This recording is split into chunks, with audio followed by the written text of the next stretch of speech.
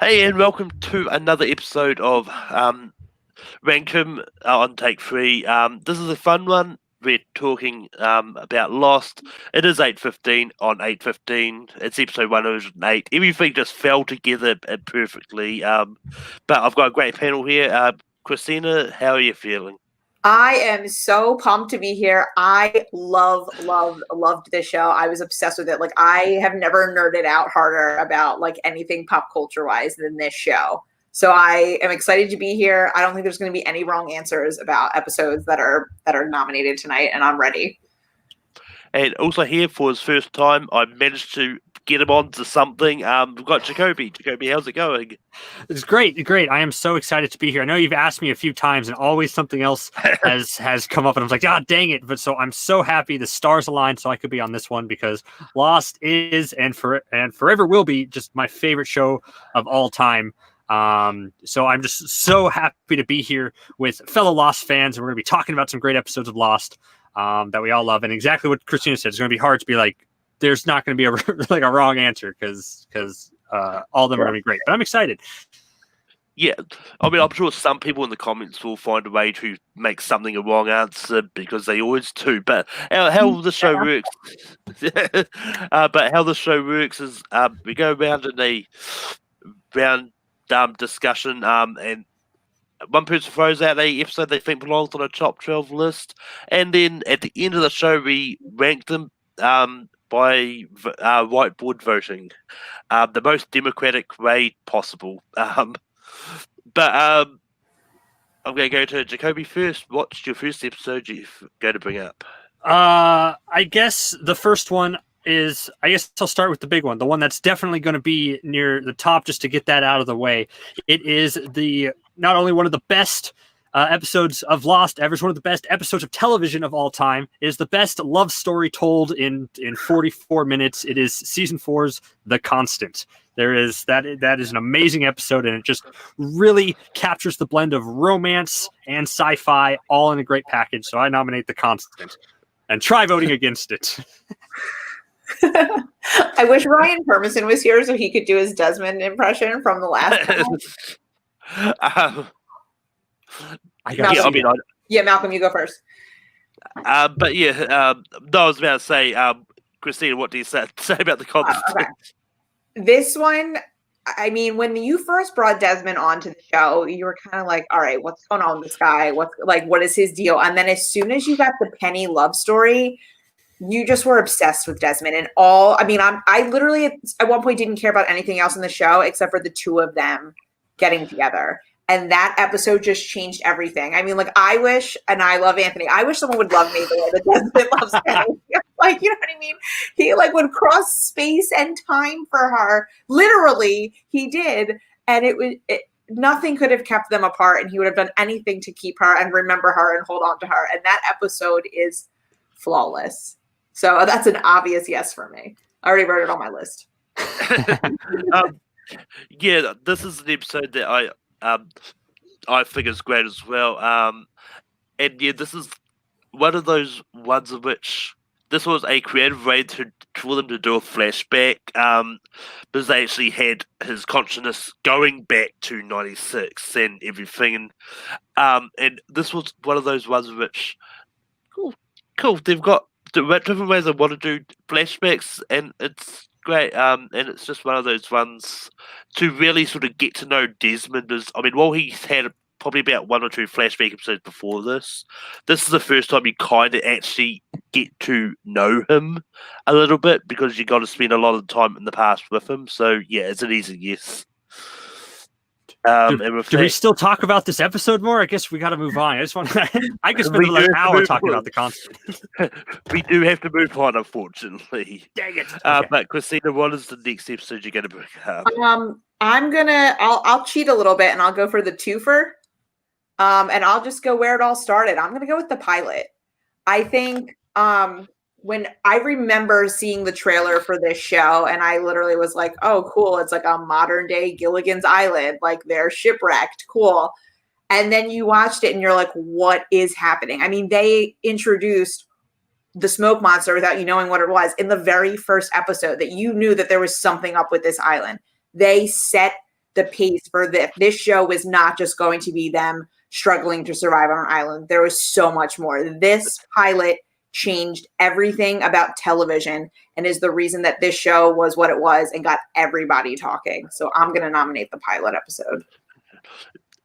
Yeah, this is something I didn't bring up at the start, but I kind of made the decision to make any multi-part episodes just one episode because to try and depict specific parts of a two-part episode is mean and a lot of hard work for all of us. But so and that way it also cuts down the episodes as well because it means you can take 2 for one and then it's but yeah, the pilot is definitely one that I'm going to say yes to. Like this is one that it kind of explained what the show was going to be in the first 2 hours, and it's something that needed to happen to hook you in to make you want to keep watching it. But I remember with Lost, like it took me to a second go to rewatch the pilot to get me hooked. Because I watched the pilot for the first, I was like, this is boring. Turn it off after a few minutes. But then I went back to it and then watched it all. And it's great. Pilot's an easy yes for me. Jacoby, what would you have said about the pilot? Definitely a yes for me too, because the pilot is an event, right? Like it's, as Christine said, it's like changed the way it was done. At the time, it was like the most expensive network television pilot ever produced, and it shows in that with this just like amazing opening scene that is one of like the best opening scenes throughout, and then it convincingly and really really expertly introduces this huge cast of characters that like and throws in all these little mysteries that get us more invested in what's coming up. And then I'm happy that we can count pilot part 1 and part 2 because both endings of the pilot, like the Charlie saying, "Guys, where are we?" is such a defining moment for the show because it's like it's that scene is so. When they're listening to the French woman speak and you hear them just looking around, and she's been gone for 16 years and something's killed them and it's like, where are we? It sets the mood for everything going forward. And then, of course, the smoke monster attack for the pilot with Jack and everything is shows that there's something really scary on this island.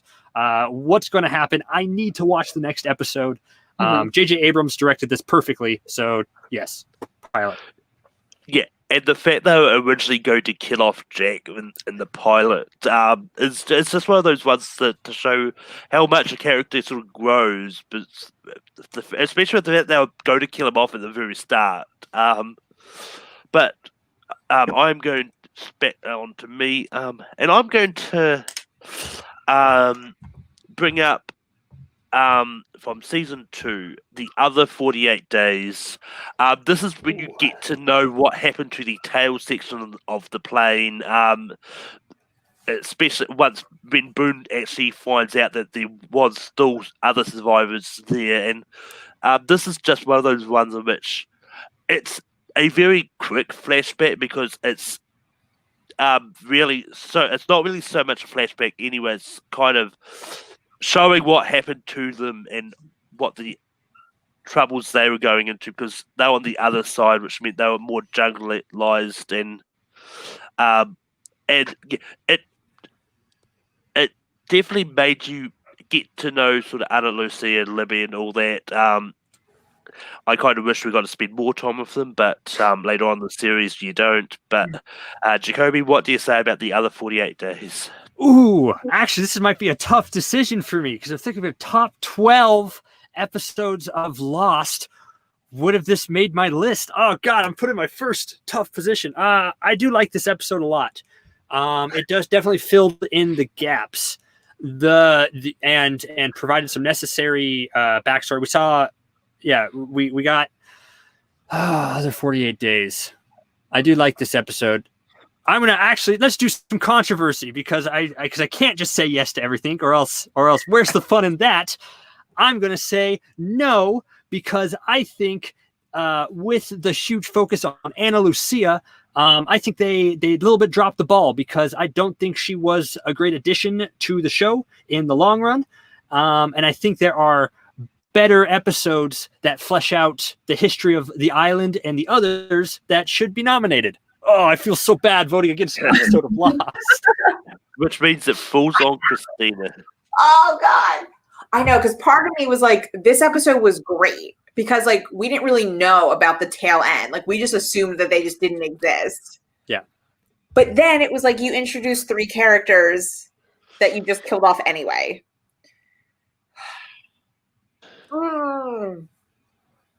I don't want to say no. I think I'm going to, only because I think we can do better as far as, even with those characters, I think they had better episodes. So I'm going to say no to that, but I think we can get better Anna Lucia, Libby Echo episodes. So I'll say no, but I don't like this. Yeah, oh my so god! that's I regret being here. Yeah. I regret everything. No, because I'm like, you just opened up the world that like we got introduced to them, but then they're so much better with them. So I don't want to. Yeah. Oh. But if that, we go back to Jacoby for his next nomination. All right. How do I want to do this? Let's do.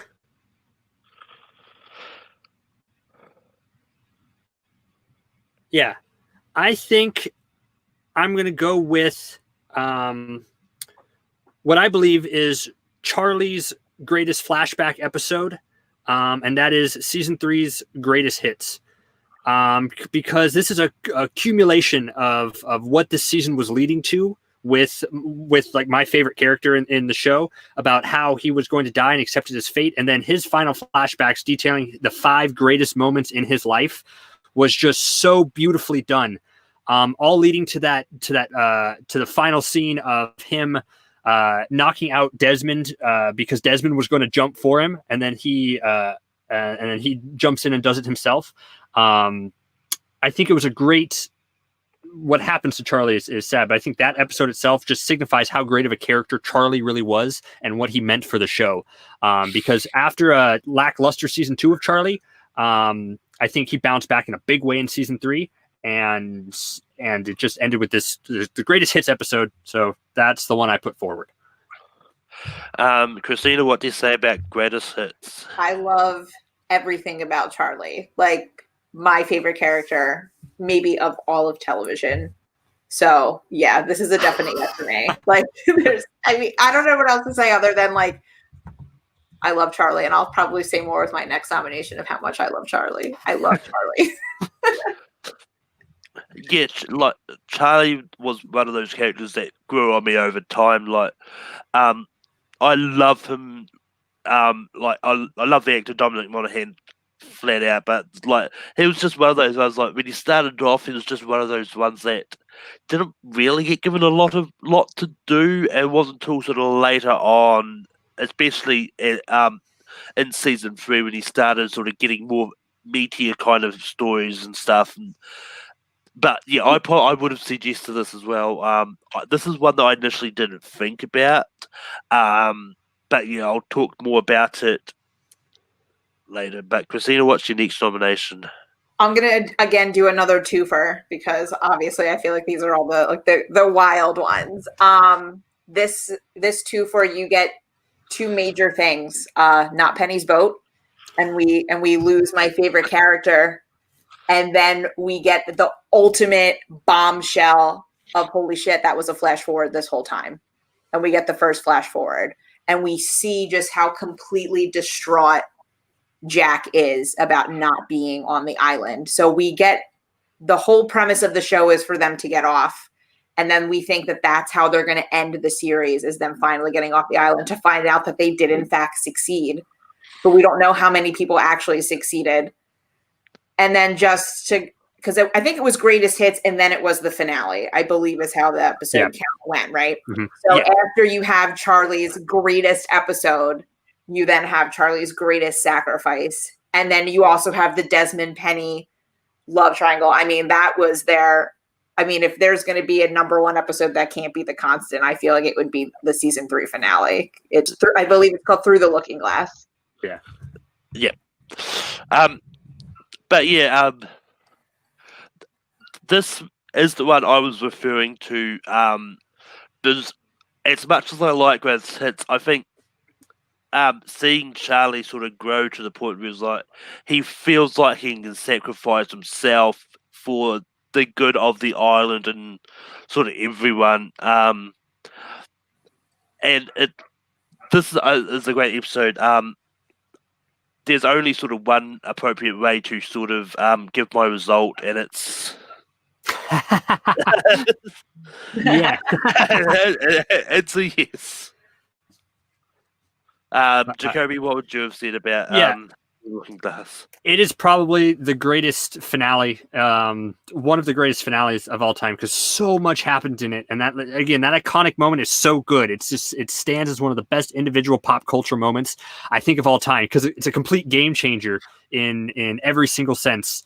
And it's just so fitting, Charlie's ending, because like when you find out that it was programmed by a musician, the code to actually turn off the beacon to do that was programmed by a musician. So really, Charlie was the only one who could have done that, and it kind of felt like destiny was leading him to that moment. All capped off when he drowns, and by closing the door on Desmond, and Aaron cries when he dies. It's so heartfelt. It's the most emotional moment, coupled with the fact that it's an action-packed finale. With against like the others fight, Sawyer killing Mr. Friendly when he's just like, that's for taking the kid off the boat. He's like, he surrendered. He's like, I didn't believe him. It's such hardcore Sawyer, followed by a flash forward, which was so surprising at that time. Like, I remember like watching it now. It's like, it's completely obvious. This is right, because this doesn't fit in any of the timeline that we know. But like back then, it's just, you had no idea, and it just completely blows you away. And I will talk too much about this. So yes, my vote is yes. Yeah. And I mean, and this episode made me really hate Mikhail. That guy.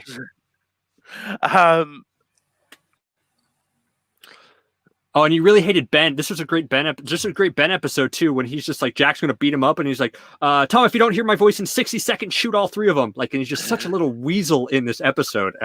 God. But okay. Yes. Is Ben the greatest villain of all time? Like, because there were even parts where you liked him. He's so engaging to watch, and I think this episode does a great job of that. Of just you love to hate him, and you love to see him get the shit or get the crap kicked out of him.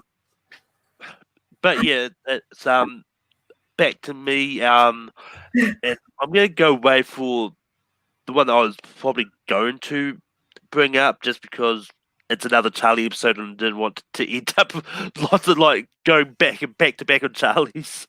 So I'm going to make the natural transition and go to Hurley instead. And the one I'm going to bring up is Numbers. And this one, like back to season one, this shows sort of why Hurley got there, and it's just you kind of get to know him after that, and like when you get to know his life, and this is one that I watch is like, and I made me feel like I'm very similar to Hurley. I feel like quite often I just feel very unlucky, and just a lot of the time it's just one of those ones. But you kind of get to understand Hurley a bit, and then like it also kind of makes the bit in the finale kind of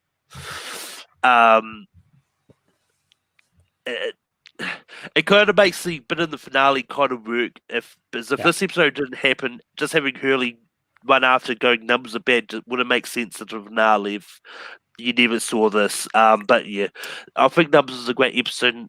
The relationship that between Hurley and his mother, I think was so perfectly acted in this, and you can tell Hurley's mother really cares about him, just wants him to get out there and do something for his life. But Jacoby, what do you say about Numbers? I think Numbers is a great episode because its placement, I think, is so important. I mean, I think I could be mistaken, but I think Hurley was like the only main character without a flashback episode at that point, because Numbers comes pretty late into the first season, I believe, where like a few other characters already had multiple episodes where we hadn't really dove into what made Hurley tick and what it was. And his episode not only was a great showcase for him, which everything you said about his, his relationship with his mom and his story is so like his unlucky story, but like the concept of the numbers is just so fascinating and that really sets the stage for this really sci-fi weird show that it was going to become. And then to cap it off, because I believe that's the ending of where it's like, oh, everything's okay, but then it flashes back to the hatch where we see the numbers are are printed on the hatch, where like we hear whispers over it, and it's just like one of the most like what endings of that first season. And Hurley is one of the best characters. So yes, I'm going to vote yes to numbers. I'm sorry, Peggy. The show's been over for like 10 years.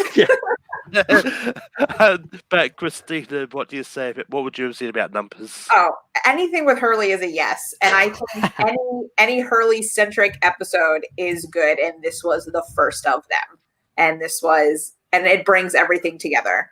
The number, I mean, literally just his story, just what Jacoby said. You get his backstory, and then how those numbers mysteriously coincide with whatever's happening on the island. I just remember, I mean, I was 16 or 17 when this show came out, and like just watching this, I was like, what is this is so good. So it's how they tie stuff together, especially in the early seasons, because I know the ends kind of started to get off the rails, but it's still good. But the beginning seasons were so brilliantly sewn together, and this is a definite yes for me. But Jacoby, what is the next one you're going to bring up? Oh, it's my turn. Is it my turn? I thought. Oh yeah, because Christina did Through the Looking Glass. You did numbers. Okay, my next one. Let's get a little. I want to get. I'll throw out one that's maybe not be an obvious one, but I think it is the greatest.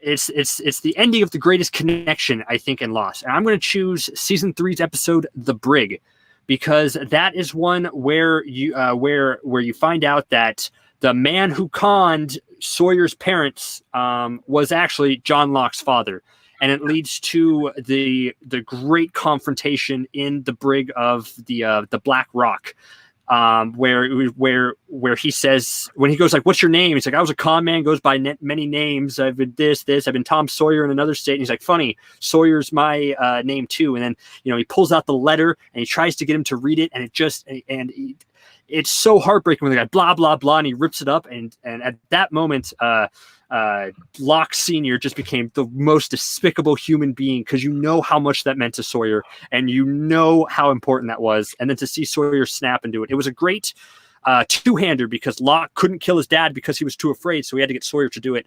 And it drove home the fact that all these people outside the island were connected in really unique ways. It's one of my favorite low-key episodes, because it's not normally up there a lot, but I love The Brig, so I choose The Brig. Put that The Brig is on the table. Christina, what do you say? I didn't think about this, but now that you're saying, because I loved Sawyer. Sawyer, I think, in my opinion, had the most growth of the entire series, because you hated him. I mean, he was vile, and oh my God, that part, that killed you, because we still weren't totally into Sawyer quite yet. I feel like I didn't really fall in love with Sawyer until season 4 or 5, where he finally, where he had Juliet. But this one just broke your soul, that you're like, this is why he is the way he is. He's just been tragically. I'm gonna give it a yes, because I love Sawyer. And, I'm with it all. And Sawyer, they're all great. So just give me a good episode. Yeah. Even if Christina didn't say yes to it, I actually would have. This is another one I didn't think about at the start, but sort of after having sort of Jacoby talk about it, maybe it is one of those episodes which is really pivotal in a way, because it kind of fills in the gaps a little bit of this. Until this episode, you didn't really see much of Locke beforehand. So because he got captured taken away by the others, you didn't really know where he was taken, and then it kind of also explains what happened to Cindy from the other side, because she disappeared during the other 48 days. So it kind of falls on the gaps that way and show a little bit. But yeah, The Brig is a great episode. Christina, what's the next episode you're going to bring up? So I'm going to jump to season 5, and I am going to nominate Whatever Happened, Happened. So the big theme of season 5, because it was time travel, and they did not follow the Back to the Future rules, which was one of my favorite lines from Hurley. It's like, shouldn't my hand be disappearing right now? So basically the whole premise of this is that this was now their present, and that, that you can still die here. This is what happened. And this episode is right after Ben Linus gets shot by Saeed. So now we get into Ben as a child, and how do we do Ben? Oh God, Anthony. I'm trying to make up here, Anthony. How did Ben become the monster that he was? Was it because he got shot? Was it because of his childhood? Was he always just meant to be this? That also ties into Kate, who is deciding to leave Aaron behind. And then she has a whole, I looked it up. There's a whole quote that she has, a whole conversation she has with Jack. And Jack says, 30 years from now, that boy is going to be a man that locks me in a cage because he needs surgery. I've already done this. I've already saved Benjamin Linus, and I did it for you, and I don't need to do it again. So it's this whole thing of them. Do they have to save kid Ben because they've already dealt with adult Ben? And it's the whole discussion of, did this already happen? Were they meant to save him as a child because then he grew up? And it's the whole time travel, fate, destiny, internal struggle of, he's still a boy, but you know what he's going to grow up to be. So that's it. So it's episode Dead is Dead. Is that the one you're talking about? This one is Whatever Happened Happened. Okay, the one before that one. Mm-hmm. Yeah, Ben, basically.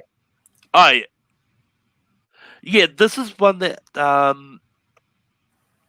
I really didn't think about a lot. I think it's a good episode to kind of understand on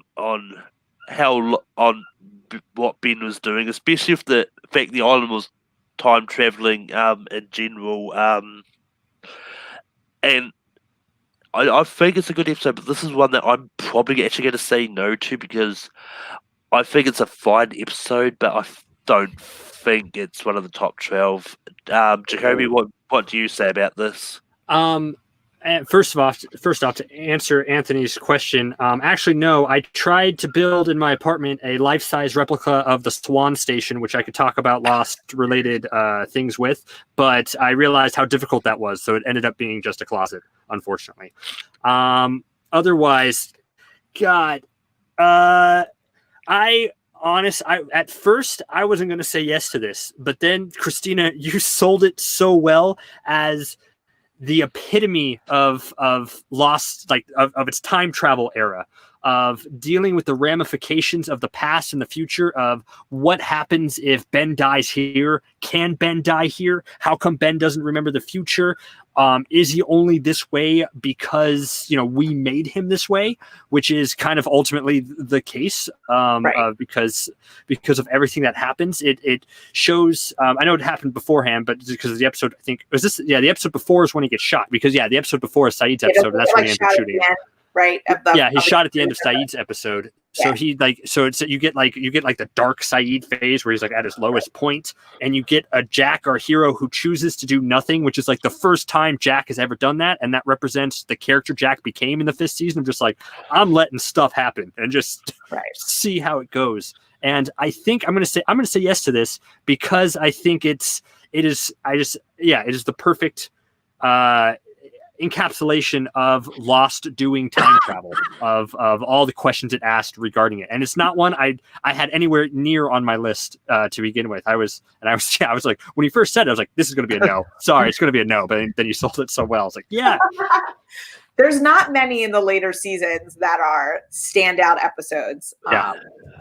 But yeah, if you have to pick anyone from season 5 as far as what season 5 represented, this would probably be your best bet. But yeah, I'm actually going to try and go for another one from the later seasons. Actually, so man, go for it. We'll see how this goes. But I'm going to bring up, and I'm probably going to get the title completely wrong because Latin. It's Ab et Eterno. In this episode, you really sort of get to understand more about Richard, who we've seen in the show all through the episodes but this is the first time you actually come to understand sort of how long he's actually been alive for, and like how long he's sort of been trapped on this island, and it's one of those ones which, like I know that throughout the season, I never once thought like I wonder why Richard's here. I wonder what his story is. It's one of those flashbacks I didn't know I needed, but it's also one of those ones that I'm really glad I got because it's a really well done kind of flashback. Because like this episode is basically one of the rare times in which the whole episode is a flashback in itself, because like it starts off with the 2007 with the Russian chick and stuff, going to see Jacob. Then you suddenly find out more about. Then it goes into a flashback of Richard, and I think this is one that it explains a lot about his life and just get to know him in a sense. Something that I'm glad that we got, even if it did come really late to do that. Jacoby, what do you say about Abertuno? I'm trying to remember. This isn't the episode where I forgot when this happens in season 6 when Richard tries to blow himself up and Jack stops him. That's not in this episode. No, that has to be early on. Okay, that's not this episode. Yeah, this episode. I think the whole episode is Richard. Yeah, it's all just Richard doing his thing. And again, yes. This wasn't on my list, and it's going to make things really tough. But I'm going to have to vote yes to it because of everything you just said. Because Richard was the character who we've known for so long, and when we finally got answers to him, we got all the answers. Like we explained the Black Rock. We explained what happened to the statue, even though I don't understand how a wooden ship could knock down a stone statue. We got to his relationship with the Man in Black and Jacob, about what the final season is going to be about like this battle that's happening here. And it just provided another great love story between Richard and his wife, told over 44 minutes. Yeah, it's going to make things difficult because now we're getting down to the wire here. But it's like I have to vote because this was, I think, one of the best season 6 episodes. Yeah, so I vote yes. Christina, what would you have said about Abertuno? I was going to nominate this one, being like I don't know how everybody's going to feel about it, but I really really enjoyed this episode. I think, like just you said, you always kind of wondered about Richard, but then he would pop up and you're like, wait, why is he here? And then 10 episodes would go by and you forgot that Richard was in the past. And it's finally like, okay, what's going on with this dude? The only thing I complain about is that we don't know why he has so much eyeliner on. That was never. But no, because this gave you the whole theme of season 6 was the good versus evil. And then you see how he plays into it. And then we get all the, just the imagery and then everything that goes along with that. But this show is, and this is definitely a yes. I love it. It doesn't matter. Every episode's great. I'm saying yes to everything. I don't think you've said no yet, have you? I don't think you have. Have you? Or did you say no to other 48 days? We were going to do a better, we could do better with you because I think Echoes would have been better, but. But you've got 4 episodes left. Only 4 episodes? But Jacoby, what's the next one you want to bring up? God, back to me. Okay, I got to get one of, I think, the all-time greats out of the way. It's another early season 1. It's John Locke's first episode. It's Walkabout, because it gives us perhaps one of the greatest. I keep saying it's like this is the greatest thing in pop culture. This is the greatest thing in TV. But again, this is one of the greatest endings of all time because this is when we're still figuring out what type of show Lost is. We see Locke in those first 3 episodes. He doesn't really have a huge role in the pilot. He's super mysterious in the second episode, Tabula Rasa, where he kind of seems villainous. And then his story in the 4th one, it just starts this tragic tale of what John Locke would become, because nothing says tragedy quite like John Locke. His life was awful and it was so sad, and it did the flashback perfectly because it juxtaposed a man on the island who wanted to do everything, who believed he could do it, that this is my destiny, don't tell me what I can't do, and you're kind of wondering what's driving him to do it.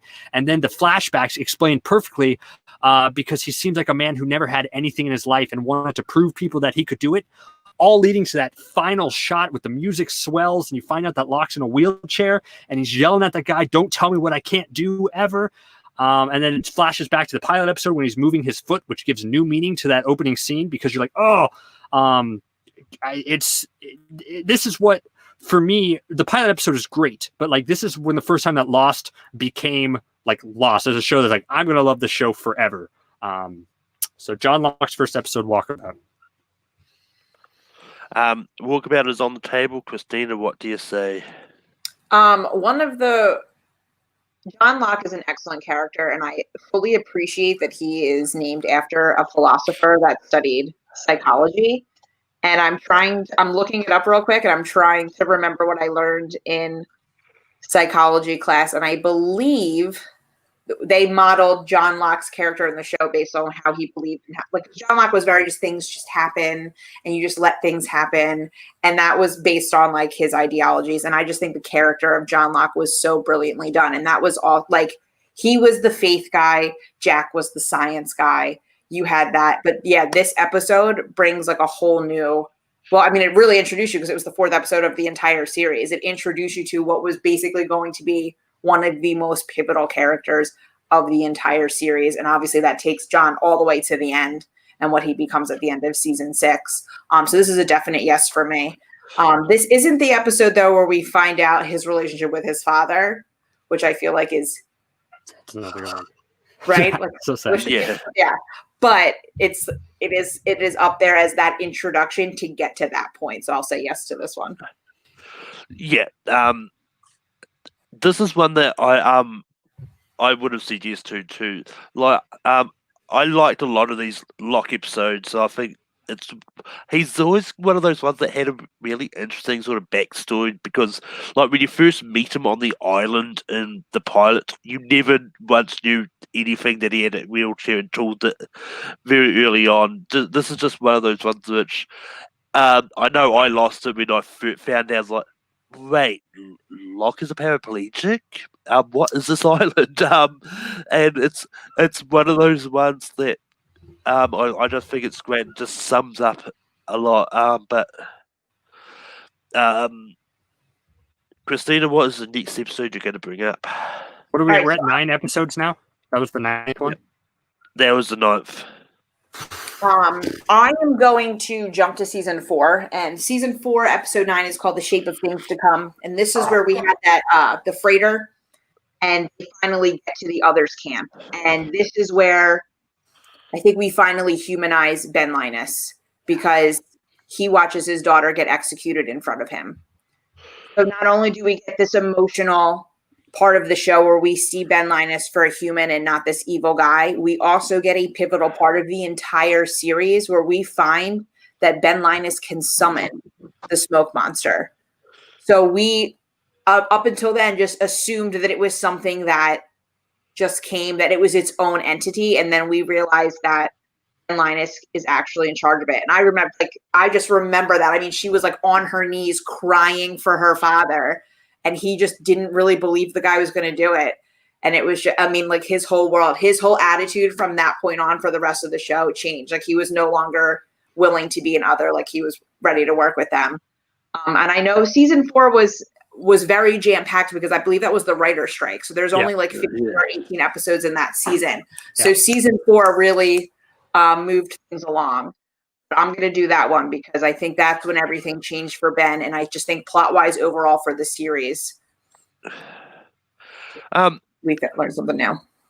Yeah, this is one of those episodes which I didn't know what to think of. This is one that I didn't think of it and put it one down my short list, but this is one I do think is a good episode. And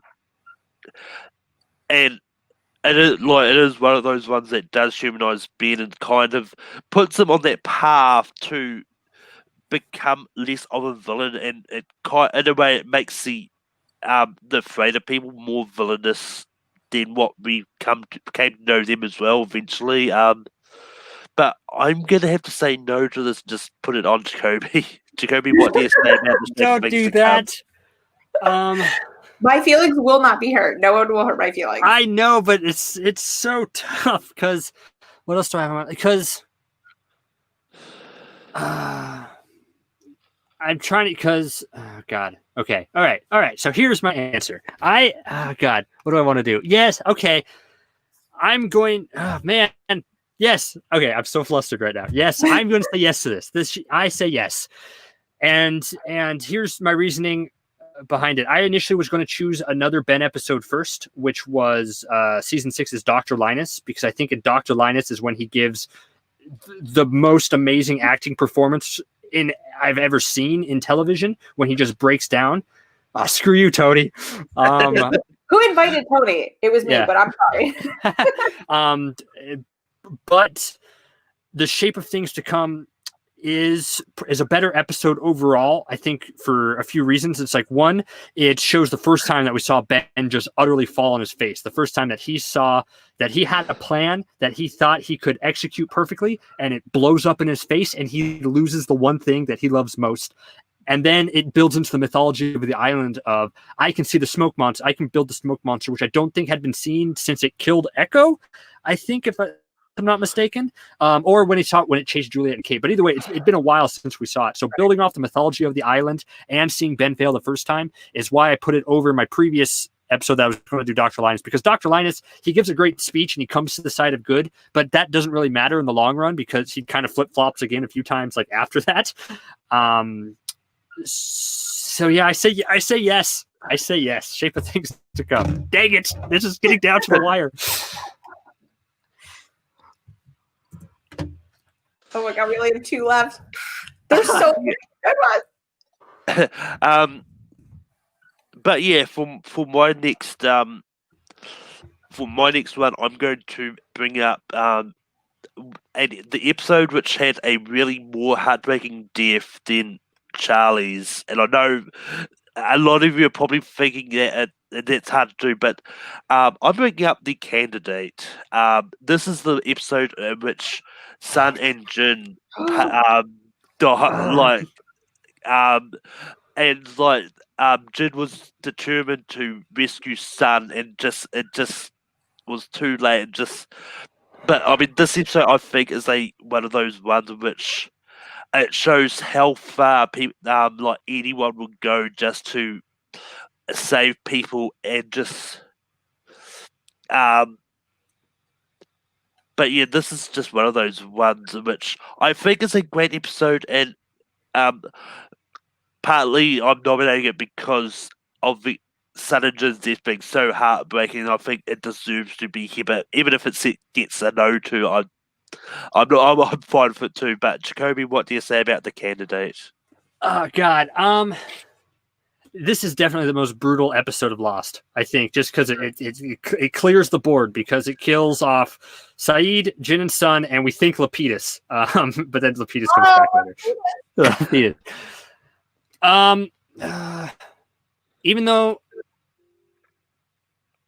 I'm saying no to this one for reasons of, it's very tough to say no, because I think even though Saeed had a very quick, noble death by saving the rest of his friends, I think he deserved more as a character, because I think Saeed is the hidden talent of this show, because I think he was always a consistently great character, and then he was kind of done dirty by turning evil for a bit and then going back.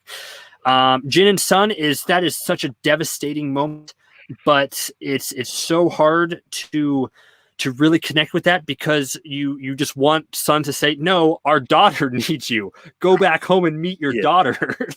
Like, don't die. And I get, because it's so beautiful, because like you get it, because it's like, I've left you once before, I am never leaving you again. That's just, I get chills just thinking about that. But I think, and because it puts you in a really tough position because he's the one who ultimately starts the bomb that gets it, and that puts him down a kind of path that I didn't really like as much, just a little bit. For those instances, I don't think it is a top episode of Lost. Christina, so hard though.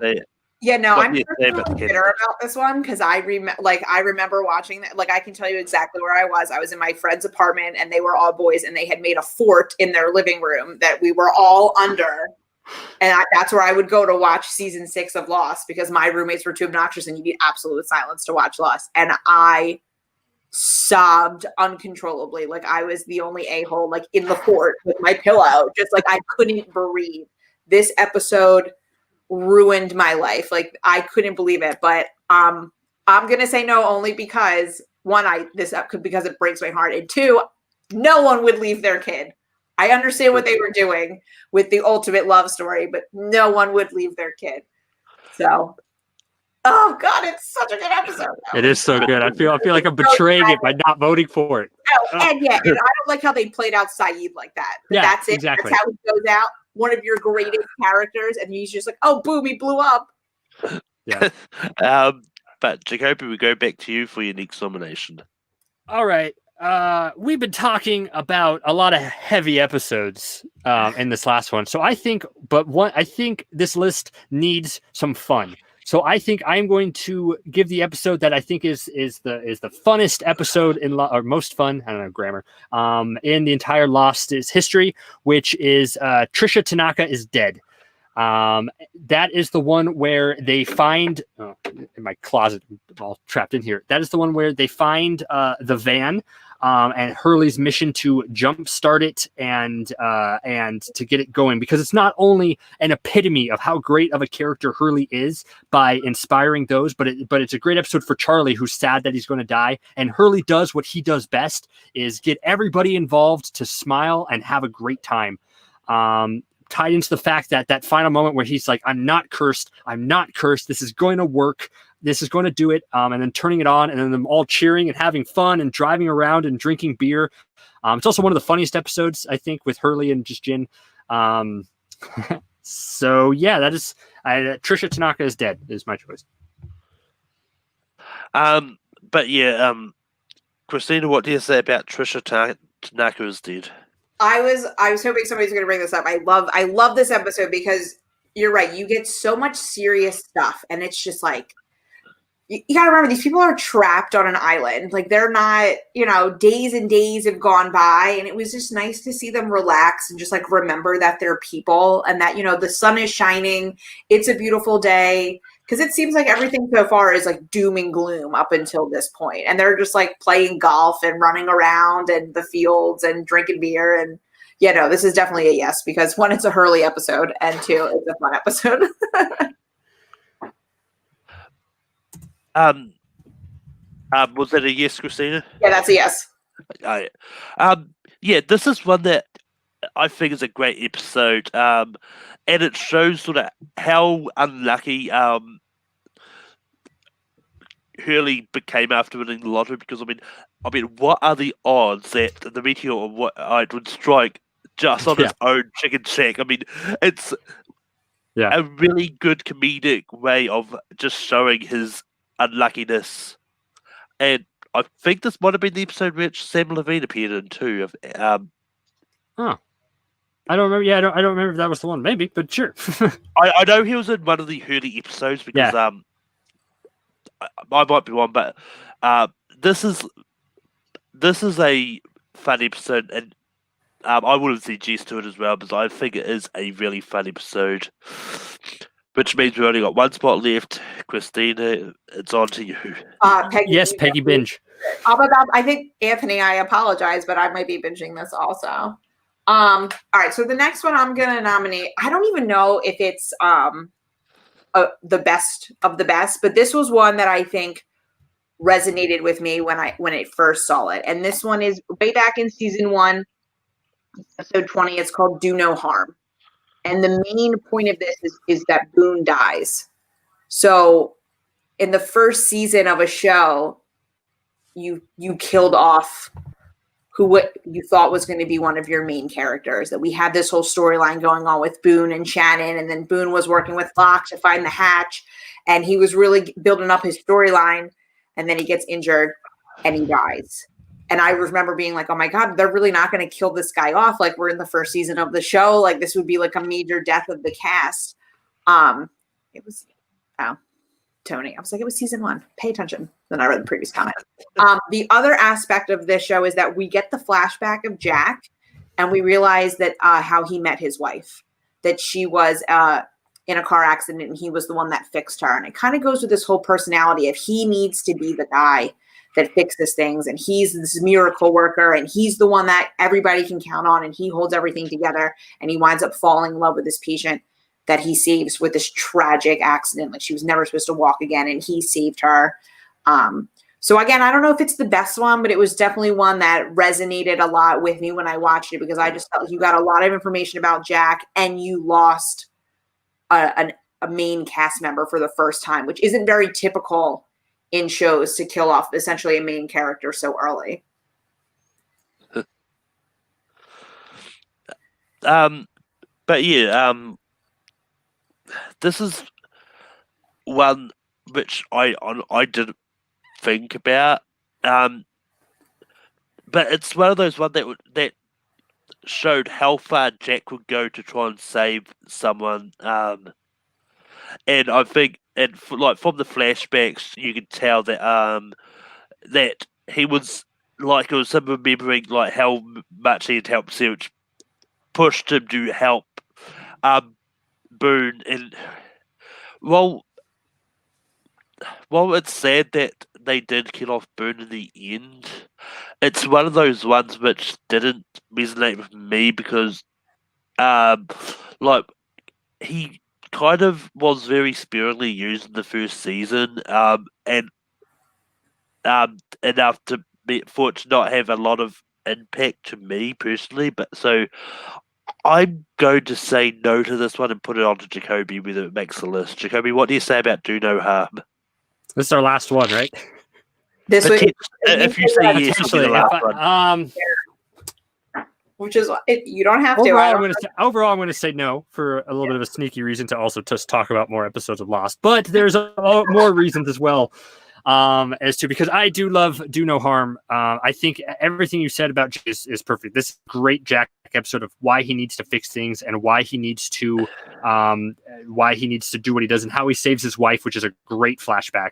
It also ends like in the most like chilling way. I think it's like a sneaky ending. It's like, where are you going? It's like Boone died, and like Jack's like, Boone didn't die, he was murdered. And it's like, where are you going? He's like, I'm gonna go find John Locke. And like the episode ends. It's like, that's such a kick-ass ending. Yeah. But I'm gonna say no to it because I think it's overshadowed by the ending of the previous episode, where Boone actually is injured, which I believe is Deus Ex Machina, because the ending of that one is the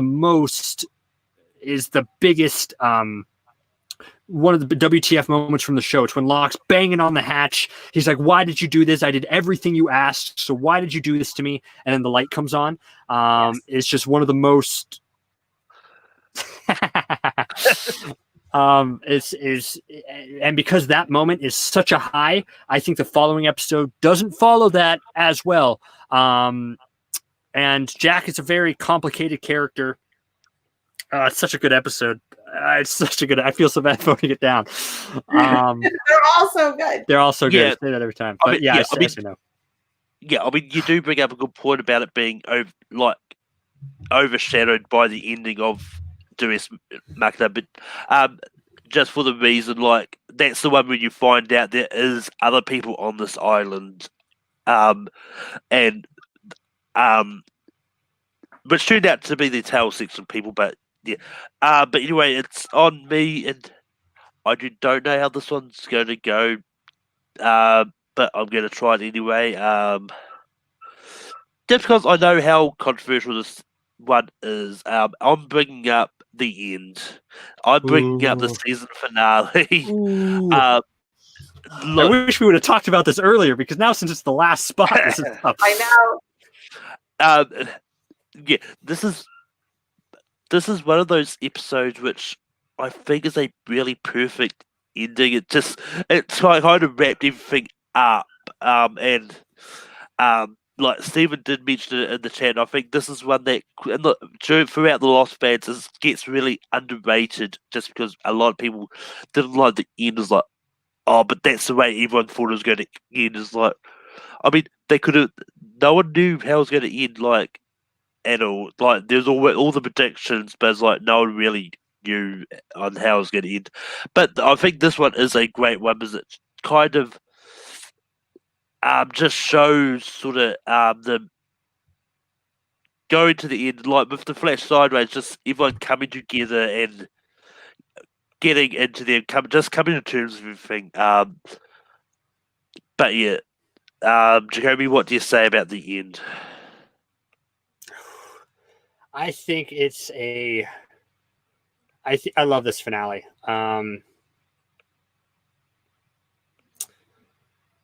As a top 12 episode of Lost, though. Oh, God. The end does a lot of things right. I think that ending scene with Jack and his father is the perfect ending for the show.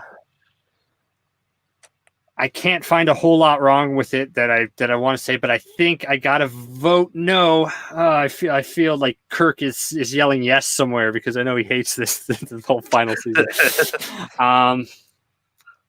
But I think there's nothing wrong with there's nothing wrong I think with the end. I think it does a great wrap up of just this whole epic battle between good versus evil, a great wrap up of Jack's story, a good send off with Hurley's story, and then flying off to a happy ending. And when Vincent, just the ending of that, I guess the ending of that show is great. But as the final spot, as the top 12 episodes, is it even the best finale that we could include on here? I'm going to say no. So with that said, I say no to the end. Christina, it falls on you. Do you want to say yes to piss off Kirk or Stuart? I don't know who Kirk is, so I don't care if he's pissed off or not. I am going to say no because I did not love this when I watched it live. I found a new appreciation for this finale having rewatched it and then really picking up all of the nuances and then really seeing how brilliant this was. But I think based off Jacoby's argument of there were other season finales that were just better than this, then I would say no. But my God, this is hard because this show is so good. Somebody just put up like the Nikki Palo one so we can all just vote no. So we can just vote no instantly. But Jacoby, what is the next episode you're going to be? God, I have to. Okay. Looking at my list. Oh, hey, Aaron. You don't love me, Aaron? That's fine. Yeah, we did. That's on our list. Yeah, it's on our list. I think. Oh God. I want to rewatch this so bad now. God, sorry. There's so much to go through here. The episode that I am going to choose is I'll go season 2 finale. Live Together, Die Alone. Finales were so good. Yeah, the finales were so good, and this was Desmond's full-on flashback. And I think there's a lot of that episode that may not work very well. The whole trek across the island with Michael was a pretty weird plan, I think, in retrospect. But Desmond's and Locke's side of things, where we see a version of Locke who has completely given up, and Echo has took up the cause to press the button because he believes it when Locke has given up, is so good, and it builds to a great. Just the ending of when you realize that Desmond was like, "What happens?" Like, I think I crashed your plane, brother. Is such a great moment, and with Desmond overall, and then everything you see Locke just go like, "I was wrong." When everything starts, going to hell. Charlie gets it after a rough season with Charlie, because when Charlie really turns to the dark side, you kind of get his bounce back when he helps Echo and then saves Echo from like the explosion and stuff. And you get so much history with Lost, but I think there's a lot in this episode that doesn't work, which I would understand why it's voted down as much. But I just wanted to talk about. I think I crashed your plane, brother, because that's when you find out that Desmond. That's where you find out the island's true intention. That the island killed Boone in that time, so Locke would bang on the hatch and really stop Desmond from killing himself. Because if Desmond killed himself down there, everything would have ended. And that wouldn't have worked. So it kind of retrospectively shows how important destiny plays into this and why Boone had to die. Oh, God. Yeah, that's the one I put forward.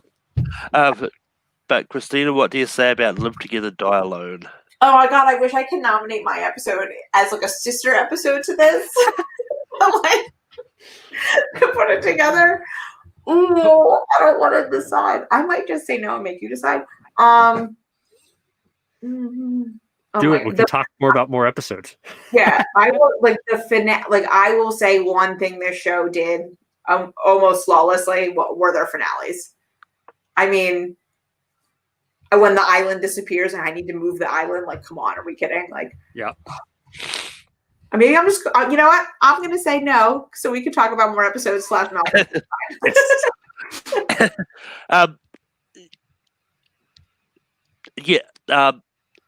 This episode is a great episode. The finales do always do things really well. And a lot of people criticize the Lord of the Rings movies for because they've got long walking scenes in there. I think if you add together all the long walking scenes in Lost, I think it's probably a lot more than Lord of the Rings, which is a hard thing to do, but I think if it's true. But that being said, just because this episode I did just remember about that, I think kind of is needs to be on this list. I'm going to say no as well, which means we go to Christina for her next episode. Okay, so I'm glad because I wanted to now talk about this episode because it goes with basically what was happening with the episode we just talked about. So this episode is episode 3 of season 2, and it's called Orientation. Ooh. And I believe this is the first time that we get introduced to the Dharma Initiative. We are now in the hatch. There's a group of us that are in the hatch. Desmond is explaining what's going on, how he's there. He accidentally killed his partner. Button's ability to save the world. And the big thing is, you know, Jack is like, well, did you ever think that maybe they just put you down here to push a button every 100 minutes just to see if you would?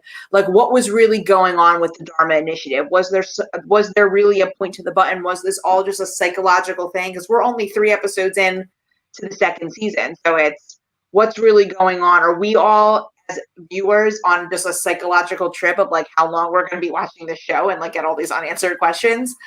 So I feel like this episode really brought you into like, what is the point of the hatch and the Dharma Initiative? And I love the Dharma Initiative. Yeah, I like Orientation. I think it's a great episode, especially with the fact that it does introduce you to the Dharma Initiative and kind of makes you understand why this specific hatch was there.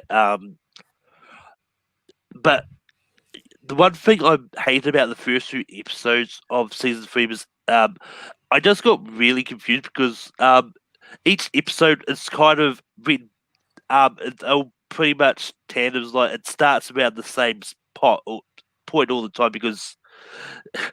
But anyway, I'm probably going to say no to, but partly because my next episode is a interesting companion to that episode, and I think it's a better one. But yeah, Jacoby, what do you say about Orientation?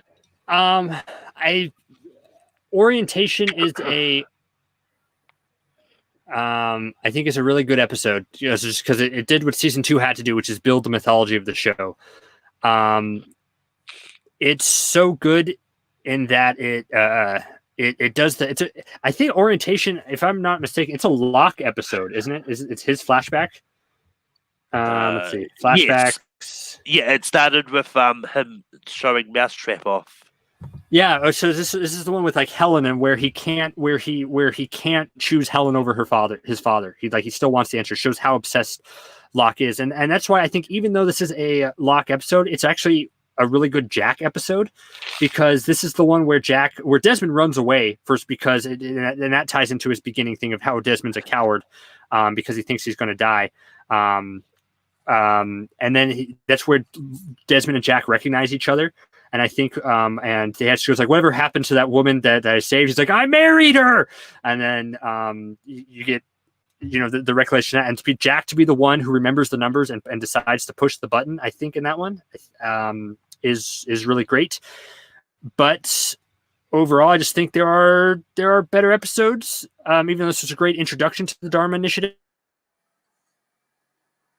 I'm gonna say no because if I had to think of a reason to say no besides just talking about more lost episodes, it's because it just hammered home how sad Locke was, and it really breaks your heart how Locke could not get over the trauma of his father, even though he had Helen, who loved him dearly, gave him a house key, and was willing to live with him, and Locke could not let go.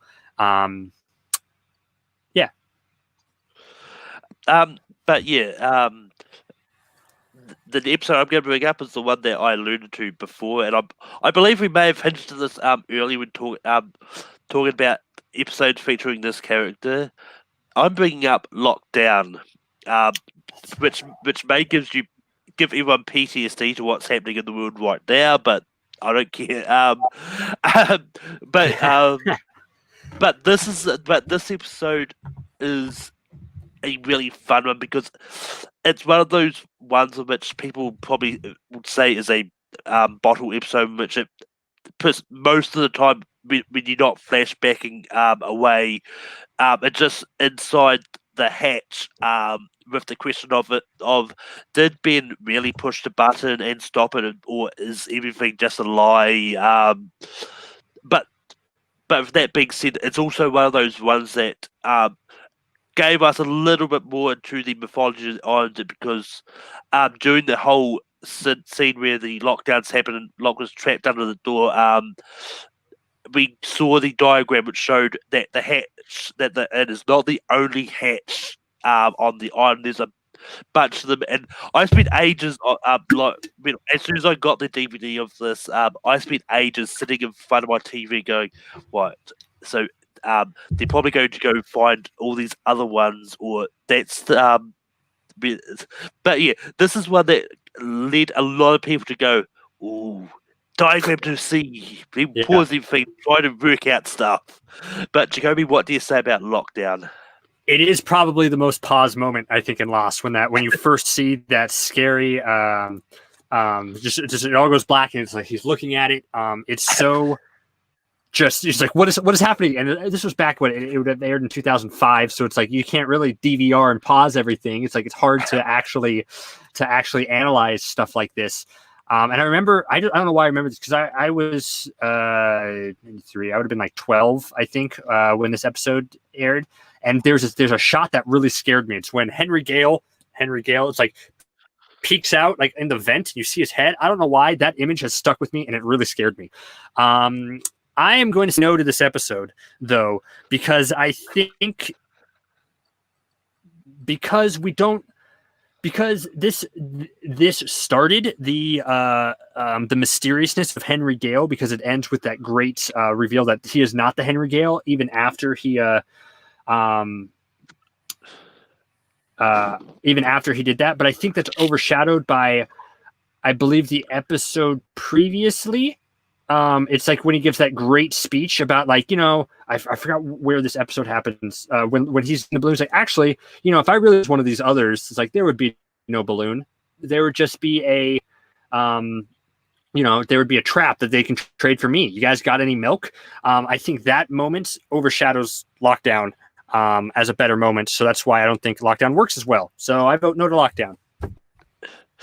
Christina, what do you say about Lockdown? I just want to say no because I feel like Jacoby's itching to just keep talking about episodes. I'm running out of episodes that I want to nominate because I feel like we've gotten so many good ones. I got a good one. For my next one. I feel like I don't like when Ben's still Henry Gale. I feel like he's so much better when he's not. So I'll just say no because of that. But that was a much simpler answer than mine. But Jacoby, what is the good one you've got? The good one I got is the season finale that is the perfect amount of heart and the perfect amount of intrigue. It is the season 1 finale, Exodus. And because we have 2 parts of this of Exodus, it covers all the bases, because the first part of Exodus is the boat launch, which is probably the most sweeping emotional moment of the show, because it represents hope. It represents them getting off. It's a cheerful moment. That moment swells. They all go off. They're all cheering. That's preceded by one of the most emotional moments, underrated moments in the show, is when Jin apologizes to Sun, because after a whole season of them being at odds and Sun thinking that Jin is mad at her, you actually find out Jin's not mad at her, that Jin is so sorry for the man that he was, and that's why he has to go on this boat so he can save her, because he's the reason they're there. It's the most heartbreaking just Jin and Sun moment, I think, followed by the end of the tease of the black smoke. And then, of course, the Exodus Part 2, which is the hike to the Black Rock, where you really finally get like the full-on Jack and Locke confrontation for the first time, and shows that these two are the 2 sides of this the show. We get a new mythology with the Black Rock. We get arts blowing up. We get the first appearance of the smoke monster, and we get a great twist of just like, what's inside the hatch? We don't know. We have to wait next season because it just goes down all the way. Exodus is my pick. Christina, what do you say about Exodus? Again, their season finales are brilliant. Just so when the others go up to the boat and they're like, we need to take the kid. I didn't even mention that. Yes. And you're just like, the fuck? Like, what is happening? And I have to say yes. No, because it's after you watch the whole first season and then you get this glimmer of hope, and then like all hell breaks loose, plus you're bringing on this other mystery that is the hatch. Like, it just keeps you coming back for more. And like, I was genuinely terrified when they like stole Walt, because you're like, who are these people? They seem like they're going to be nice, and then they just like stare you right in the face, like, we're going to take the boy. Yeah. And you're like, what do you mean? I'll say yes. This is one that I would have had a hard job finding a reason to say no to this. So I probably would have caved and went yes on this one myself. But this is such a great episode. And it's also like there wasn't a lot of like episodes in which there was the multiple flashbacks. So I think part 1 of this was just a singular flashback. Then everyone else kind of had a flashback this technically is a 3-part finale depending on how you want to argue it. But anyway, this is just one of those ones in which, because I know, because ever since this finale, a lot of people kind of come to stop caring about Michael really, because it's like he was shown as a good father figure in this first season. Then next thing that is just running around the island going, "Whoa, they took my boy!" Walt! But yeah, but with that being said, that is going to close down the top 12. So the episodes we've got on the docket to place in positions, we've got The Constant, we've got Pilot, we've got Greatest Hits, we've got Through the Looking Glass, we've got Numbers, we've got Whatever Happened, we've got The Brig, we've got Amber Turno, we've got Walkabout, we've got The Shape of Things to Come, we've got Trisha Tanaka Is Dead, and we've got Exodus. So now we write down on a whiteboard what we want for 12. But before we do that, Jacoby, did you have any honorable mentions? Let's see, an honorable mention. I'm going to go season 1's Raised by Another. Because although it was a Claire episode, and although Claire episodes weren't always as intriguing as other people's episodes, I still think it's a really good flashback because Aaron proved to be super important. Plus, it ends with, I think, the complete game changer of it's one of, I think, Lost's best endings is when Hurley comes running up. It's like, Jack, one of them wasn't on the plane. and that completely changes what you think again about what the show is going to be. Because we had the others kind of hinted at before with because I think Saeed's episode came right before, and Hurley saying just like Jack, one of them wasn't on the plane is just mind blowing. That'd be an honorable mention for me. Oh yeah, Ethan was a dick. And, I mean, it's hard to believe Ethan was Tom Cruise's nephew. Cousin, I believe, yeah. Yeah. Christina, do you have any honorable mentions? I'm trying to find the exact episode, but I loved Daniel Faraday. I loved everything about his character. So one I was just perusing was The Variable, where his plan is to detonate the hydrogen bomb, and the younger version of his own mother is the one that kills him. And I loved him. I loved his flashbacks. I loved his story. I loved everything about Daniel Faraday. So anything that involved him was anything I would have liked to nominate. Yeah, I mean, my own mentions I had was every other episode except Expose. But and Jack's tattoo episode, right? Those that one was there too. I mean, I actually didn't hate Jack's tattoo episode. I mean, I wouldn't have put it up as a nomination, but I didn't hate it as much as other people did. But I mean, honestly, the other Charlie episode that I would have brought up would be The Moth. That was on my list. Showing how far Charlie is willing to go to sort of prove that he can live without drugs and all that. And I mean, Locke and Charlie made a really great team up in the really early seasons. But with that, we're going to vote on what we want for places. Jacoby, what do you have for 12? I don't have it written down yet. I write it down? Well, I mean, you can say it. Okay, so number 12, I would put... Oh, now this is going to be tough. This is going to be even tougher than choosing. I'm going to do... God, why'd you start with me? I mean, if you want, I can start with Christine and see what.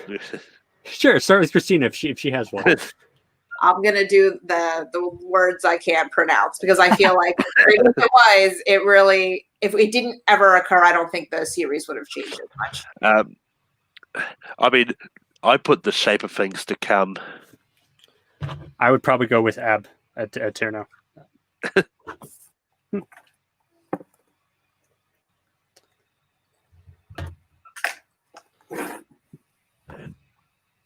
It is probably spelt wrong, but oh, this is now I'm like, crap. Looking.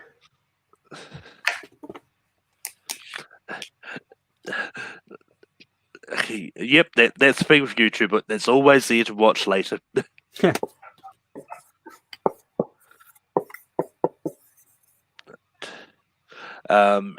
Jacoby, what do you have for 11? I have Whatever Happened. I've still got The Shape of Things to Come, Christina. I have The Brig. Ooh. Which means we are tied, so we're going to go to the chat. And it's going to be interesting to see how many people have actually watched the shows. So we've got The Shape of Things to Come, Whatever Happened, and The Brig. So, which one ranks number 11? Exactly. The first one that I see sort of in there will be 11. And Stardrew is first in with The Brig. So The Brig is going to be 11.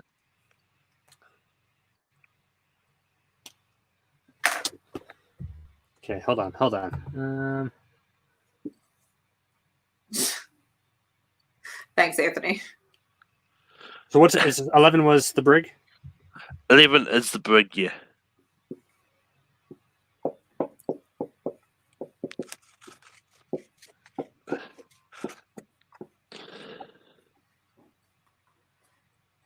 God, yeah.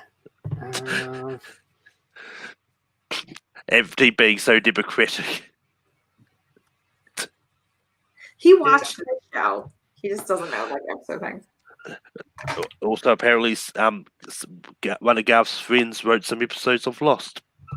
I didn't look into that, Garth. I can't answer that question. But And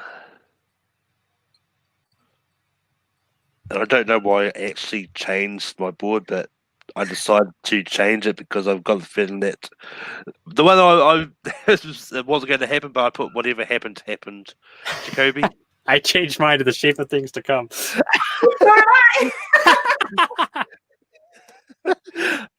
the the shape of things to come is going to be 10.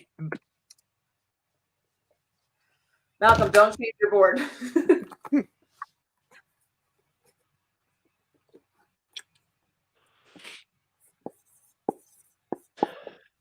Hi, Bubba's.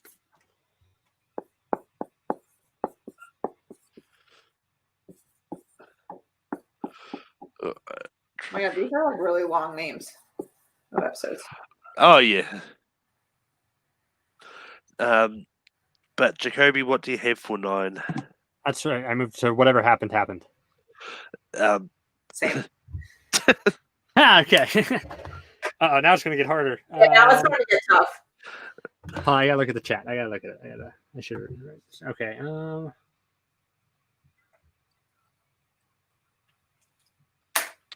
Oh crap! All right.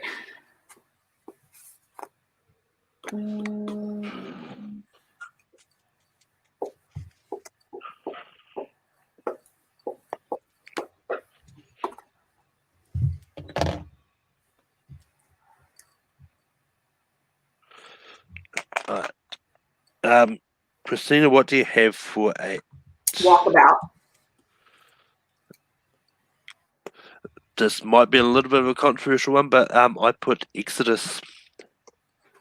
I have Jacoby. numbers. So we're tied again. We've got Exodus, Numbers, and Walkabout. And the first one I see in the chat will be the deciding to. Anthony doesn't get a vote.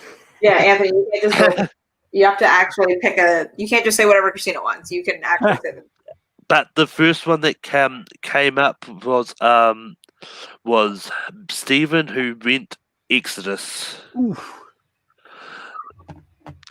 I mean, part of the reason I put it here is like I feel like it is a great finale, but it was overshadowed by some of the ones that would come later. Okay. What do we have left? Okay. Just to recap what we've got left, we've got The Constant, we've got Pilot, we've got Greatest Hits, we've got Through the Looking Glass, we've got Numbers, we've got Walkabout, and we've got Trisha Tanaka is Dead.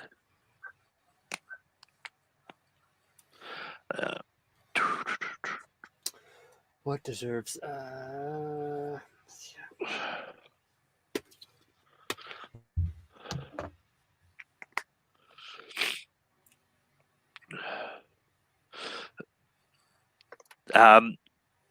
But yeah, I've got Walkabout. Jacoby. I have numbers again. Christina. Walkabout. Dang it! And Anthony's changing his stance on whichever one Christina picked. That's okay. That one's okay then. Oh my god, the top like 3 and 4 are gonna kill me.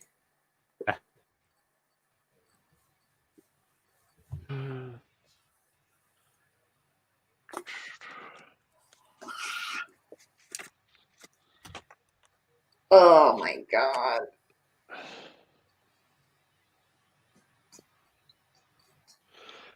Jacoby, what do you have for 6?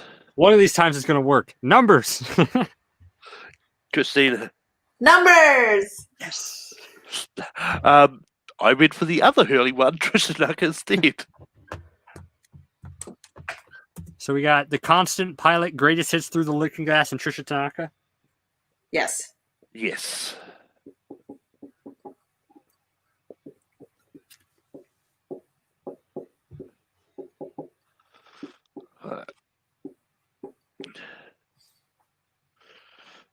All right, Christina, what do you have? Trisha Tanaka is dead. Trisha Tanaka is dead. Jacoby. Trisha Tanaka is dead. It's a fun episode. It does not rank anywhere higher than these ones. Oh, and this is where everything Ooh. sucks. Yeah.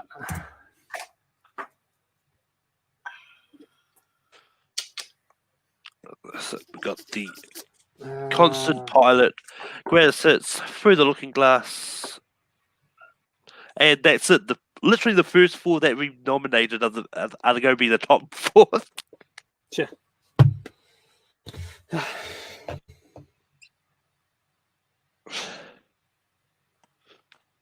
Alright, Jacoby, what do you have for four? Greatest hits. Christina. Except the pilot. I also said the pilot. I mean, it's a great introduction, but I just feel the other three are better. I mean, it's one of those ones like in my eyes, I'm pretty sure it's the same for everyone. Like all the episodes are tied for number one except for Expose and Strangeland.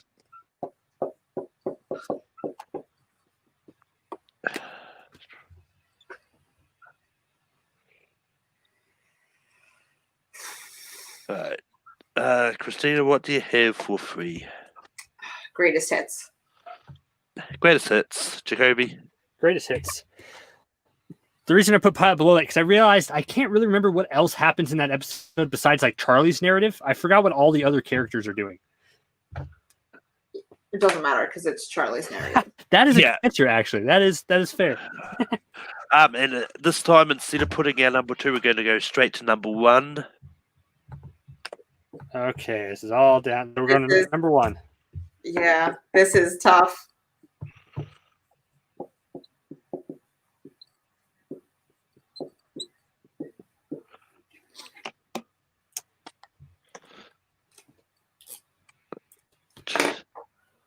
Do we all do it at the same time? Well, I mean, if you want, through the looking glass, Jacoby.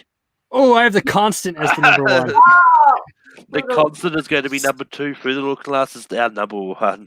Not Penny's vote. That is the greatest moment now. Yeah, it's like it's so close for me. It's I feel like Through the Looking Glass is kind of cheating because it's technically 2 episodes. So like you have 2 episodes worth of stuff going on, but the 3 finale is still good.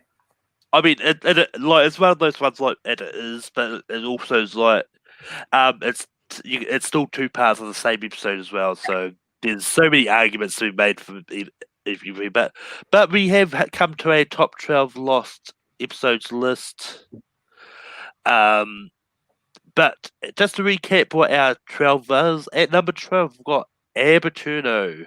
At 11 we've got The Brig. At 10 we've got The Shape of Things to Come.